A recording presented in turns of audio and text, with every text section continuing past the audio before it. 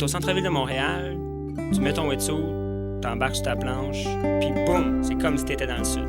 Une autre expérience de sanapadprix.ca.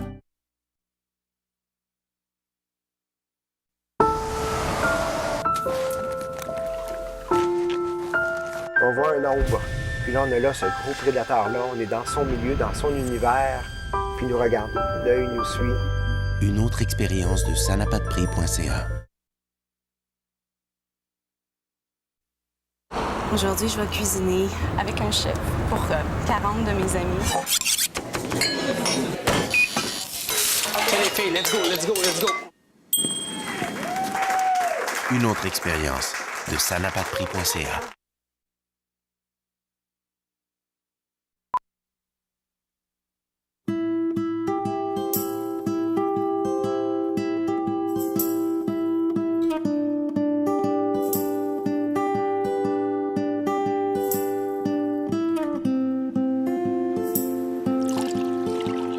Avant de travailler, je dois me lever à 6h, 6h30.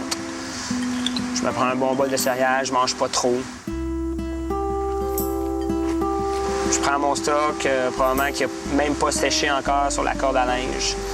Je prends ma planche.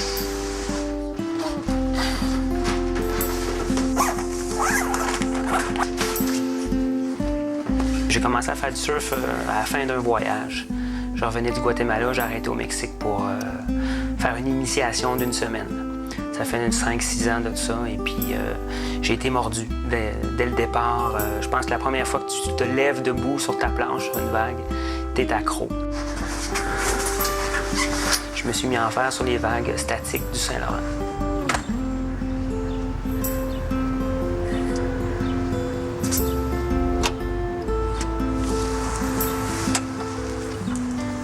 Ben moi, ce que j'ai vraiment aimé dans le surf de rivière, le feeling, c'est que tout est différent de la mer, sauf une fois que tu es debout sur ta planche. Ce qui est vraiment trippant, ce qui est super bon aussi pour se pratiquer, c'est que la vague est statique. Elle est là, elle va être là pour la journée. Tu peux surfer 15 minutes, 10 minutes, une demi-heure, 1 heure. Tu peux te pratiquer, tu peux t'améliorer 4-5 fois plus vite qu'en mer.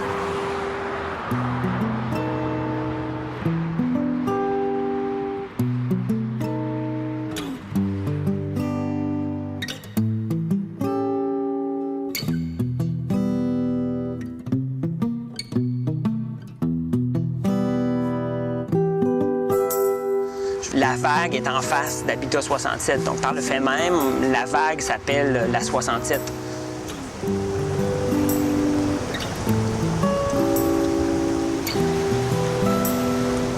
Elle est complètement capotée. À son plus beau, l'été, cette vague-là, elle a un endroit à peu près 1 mètre pour rentrer où la vague roule toujours, il y a de la mousse. Donc c'est plus facile à prendre. Puis une fois que tu es dessus, tu peux avoir 5-10 pieds de belle langue verte.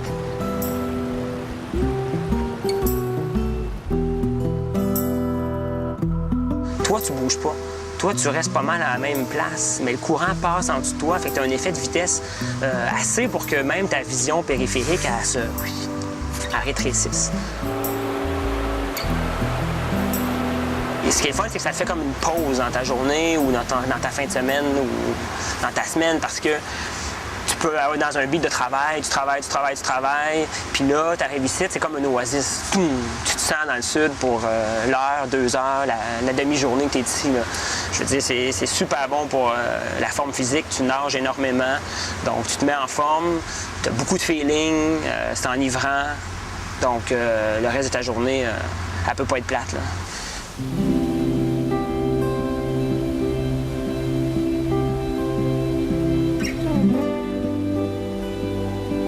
Tout le monde rêve de surfer.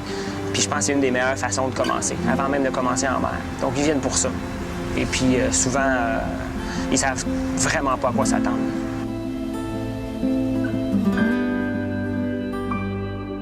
Donc moi, je fais souvent la même comparaison à mes étudiants ou à mes amis. C'est une ride de snowboard dans la poudreuse. La pente, elle est clean, elle n'a aucun arbre, aucune roche et elle est infinie. Donc tu peux descendre toute ta vie si tu veux.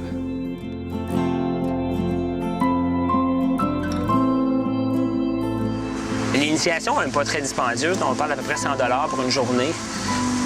Par contre, tout le reste, l'équipement, ça peut varier dépendamment si c'est neuf ou usagé, mais tu t'en sors en bas de 1000 $, wetsuit inclus. Montréal a le potentiel pour devenir le Hawaï du surf de rivière.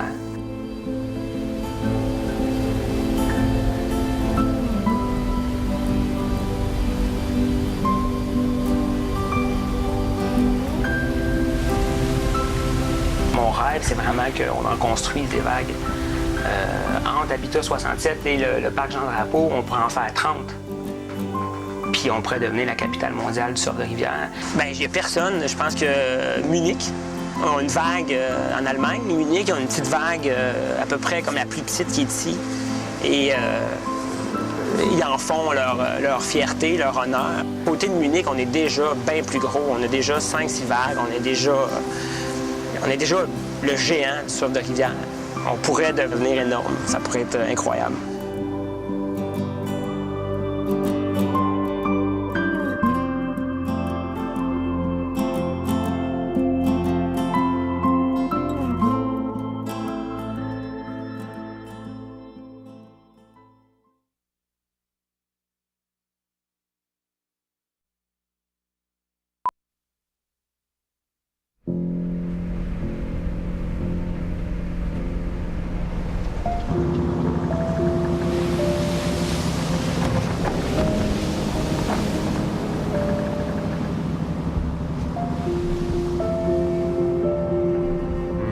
Le fleuve, ici à Bécomo, on appelle ça la mer.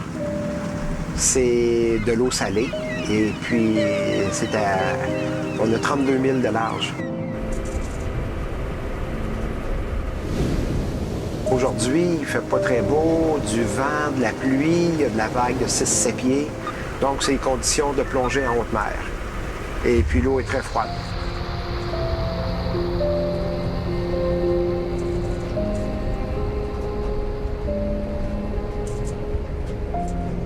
Les gens connaissent beaucoup les escoumins, mais Bécomo, c'est comme les escoumins en moins magané. Parce qu'il y a beaucoup moins de plongeurs qui viennent et on peut dire qu'on plonge dans des territoires vierges.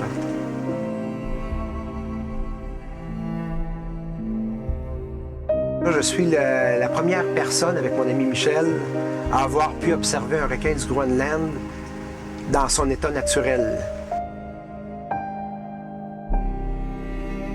Jusqu'à maintenant, jusqu'à la découverte du requin à Bécomo, les seules études possibles étaient dans l'Arctique. Et puis, sous la banquise, c'était des requins qui étaient pêchés. Donc ici, Bécomo, depuis les 3 dernières années, c'est le seul endroit au monde où c'est possible de côtoyer le requin sans aucun appât, sans aucun artifice. On est les seuls au monde à voir le requin dans son milieu, dans son entité propre.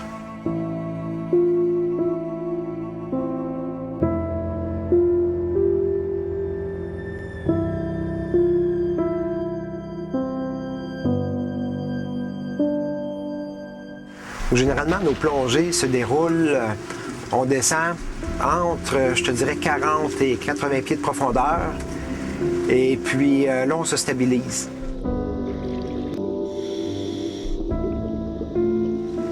Au début, quand on attend le requin, il y a des gens qui ressentent du stress un petit peu. Les premiers plongeurs, quand ils viennent, oui, ils veulent vivre le trip de l'adrénaline de plonger avec un requin. Qu'est-ce qu'on commence par voir, là? On voit un ombre dans la visibilité qui est quand même réduite dans l'eau. C'est lui vraiment qui initie les rencontres. Il s'approche selon son degré de confort.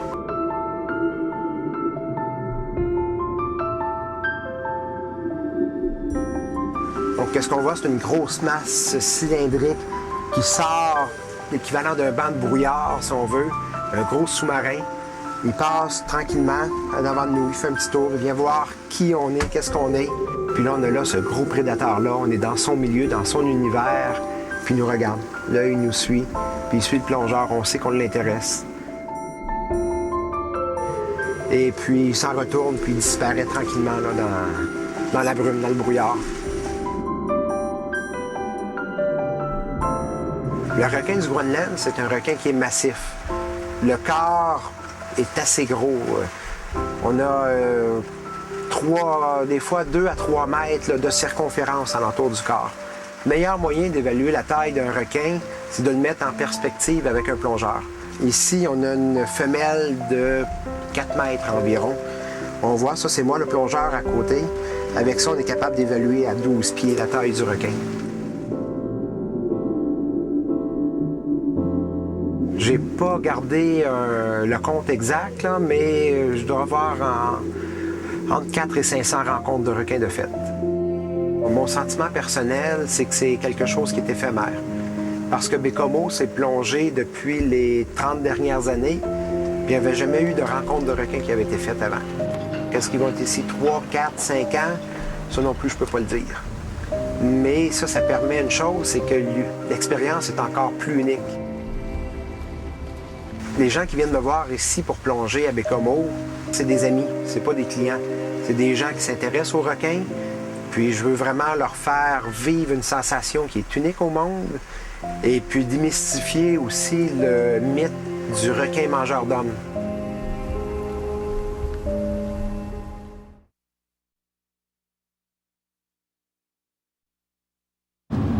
Pour moi, la cuisine, c'est d'abord et avant tout un regroupement de gens qui ont envie d'être ensemble pour partager un bon moment.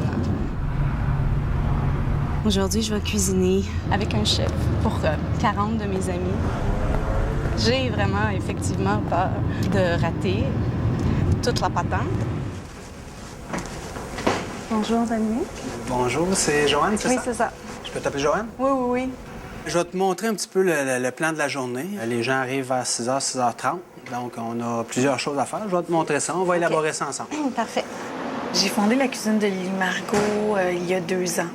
On est rendu à notre 3e saison. Ça fonctionne très bien. Je pense qu'il y avait une demande pour ce marché-là. Je ne le qualifie pas comme un restaurant. Je pense que c'est plutôt vraiment une cuisine. Donc, ça ici, c'est vraiment notre univers de travail. Les gens ici, quand ils viennent ici, doivent rentrer dans ma cuisine d'une façon ou d'une autre. Soit ils vont faire toute la formation culinaire, faire le 4 services avec le chef, ou tout simplement venir au moment du dessert pour décorer leur assiette. On fait un seul menu, là. Il n'y aura pas de choix pour les invités. C'est comme tu veux. Qu'est-ce que je trouve intéressant, c'est comme Joanne, elle aurait peut-être fait ça dans sa carrière, être chef.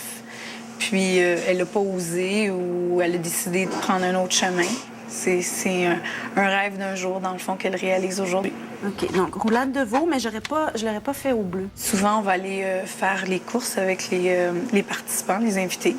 Puis par la suite, bien, ils vont venir en cuisine concocter leur repas avec les aliments qu'ils ont achetés eux-mêmes au marché Jean Talon.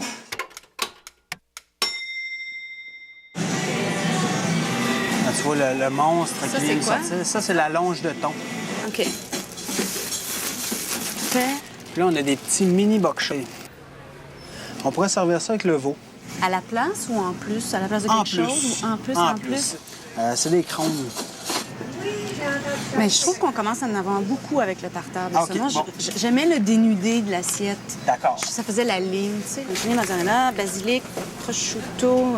C'est pas ici. Qu'est-ce que tu crois qu'on devrait faire en premier pour arriver dans notre temps?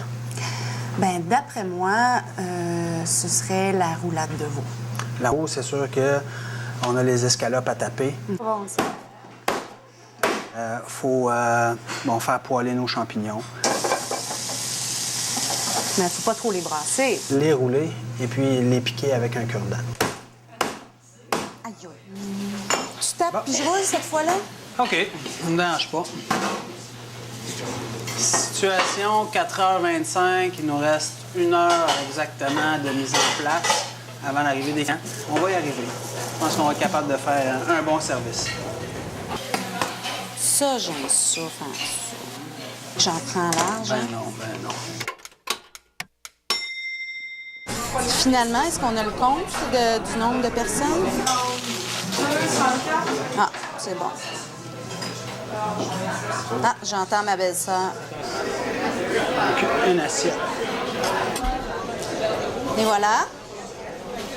Moi, le service, monter les assiettes, là, c'est la course. Bien, c'est la course. C'est le fun, mais c'est plus sportif.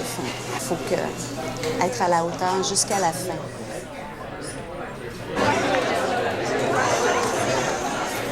Tu veux que je marque quoi? Assiette d'antipasto. Bien, dans un premier temps, c'est un menu qu'on a élaboré ce matin.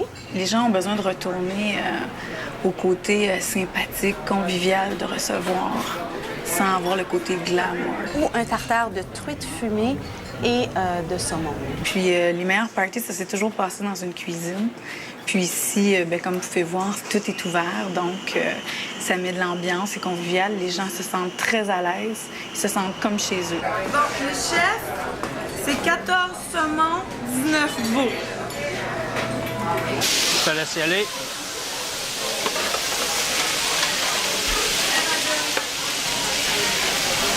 OK, les filles, let's go, let's go, let's go. Il faut que ça aille plus vite, là. On peut commencer à monter le tartare. Attends, Dominique. Ne fais pas mon design. OK, je te laisse, mais faut Non, ben accélérer. regarde, il me reste juste ça, là. J'arrive. Les deux petites roulades sont là, c'est parfait. On y va. C'est beau? Ça dégoûte. Faut pas que je fasse de traces dans les assiettes, hein? Je pense qu'on n'aura pas de tour. Voilà. Je me suis coupée avec la mandoline. Elle s'est coupée avec la mandoline. Moi, je me suis brûlé avec la pomme de terre. Je m'en ai échappé un petit peu dessus. Je pense que dans la vie, une des choses les plus belles, c'est être entre amis, bien manger, bien boire, puis avoir du plaisir.